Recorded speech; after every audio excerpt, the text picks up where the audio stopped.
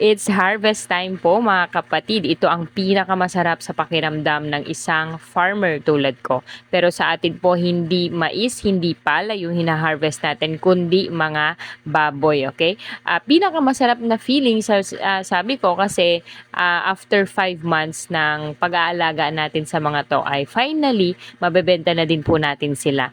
And mas masarap pa sana sa pakiramdam kapag mas mataas yung presyo ng live weight. Okay? So sa ngayon kasi ang tumatakbo na presyo dito sa atin ay 160 pesos. Tapos meron pang nagkaroon ng middleman na nag-connect sa akin dun sa buyer mismo. Akala ko yung kinontak ko is buyer mismo. Yun pala ay middleman. So meron pang nabawasan pa tayo ng 5 pesos. So instead na 160 pesos yung kuha ay naging 155 pa.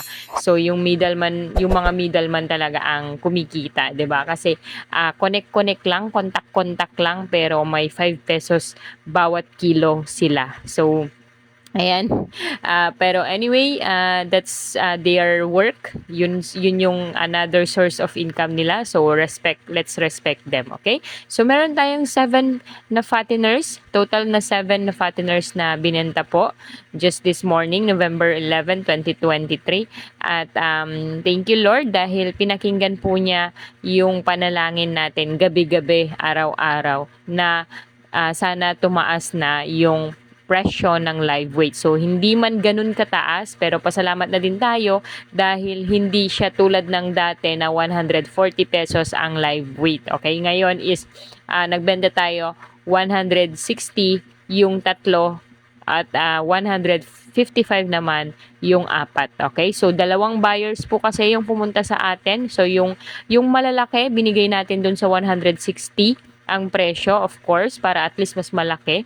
At yung 155, apat po yung binigay natin sa kanya. Okay? So, itong mga alaga natin, yung tatlo po ay umabot ng 103, 104 at 105 po yung kilo ng bawat isa. So, a total of 312 kilos po yung kilo ng tatlong fatteners. So, umabot po ng 49,920 yung bayad ng tatlong baboy natin. Okay? So, hindi na masama.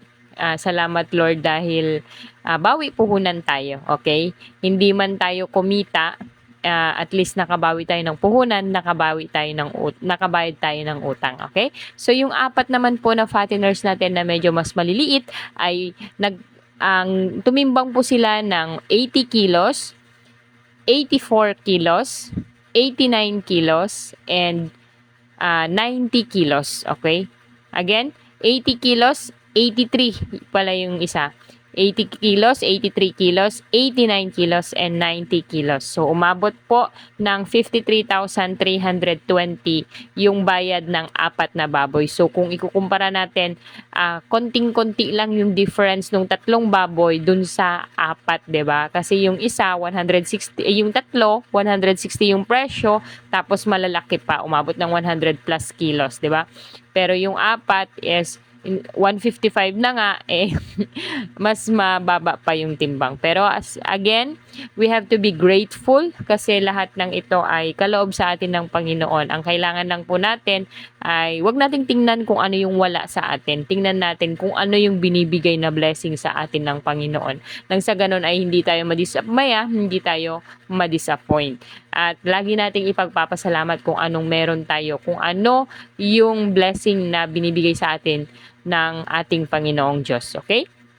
So, bawi tayo sa susunod. Hopefully, sa mga susunod na harvest natin ay mataas na yung presyo ng live weight dahil sa totoo lang ay hindi biro yung pag-aalaga ng baboy. Magmula sa kahit sarili natin yung mga biik ay still mahirap po siya kasi magmula sa pagka-anak nila ay kailangan mo na yung alagaan. Kailangan na yan ng suporta natin. Hindi lang sa pag-aalaga kundi kailangan ng suporta, malaking suporta para sa financial.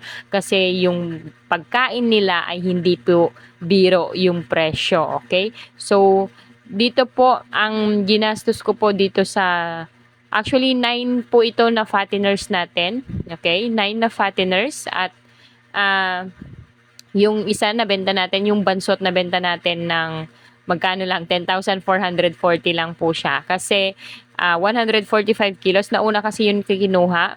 72 kilos, ang presyo niya ay 145 pesos lang. Okay? So, umabot naman siya ng 10,440. So, sobrang baba, di ba? Sobrang baba talaga. At kung binili natin yung biik, siguradong lugi na po tayo. Okay? At, pero again nga, lagi kong sinasabi, we have to be grateful.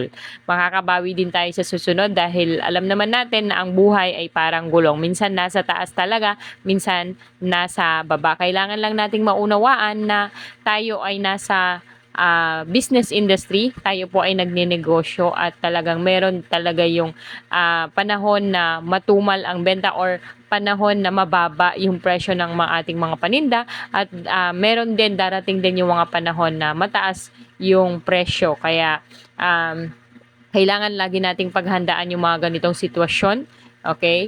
Na hindi lahat ay nasa taas, kundi minsan nasa baba din tayo. At kailangan nating lawakan yung ating pangunawa nang sa ganon ay hindi nga tayo tumigil sa pagnenegosyo, 'di ba? Kailangan nating maunawaan na sa business industry is meron talagang nagiging may profit, minsan ay merong lugi. Pero wag naman sanang laging lugi dahil talagang ang bagsak ng negosyo natin kapag laging lugi ay magsasara. Okay? So sa atin hindi tayo pwedeng magsara kasi nag-invest na tayo ng malaki sa pabahay nila. Okay? So sa mga susunod po nating mga videos, abangan nyo po dahil i-present ko po doon yung total na bayad ng ating mga baboy. Ganun na din po yung total na ginastos natin simula pagkapanganak hanggang sa maibenta na nga po natin sila. Okay? Maraming salamat po at pagpalain po tayong lahat. Huwag po nawa kayong magsawang panoorin ang ating mga videos bilang suporta po sa atin. Nang sa ganon ay marami pa tayong sipagin tayo na gumawa pa ng mas maraming videos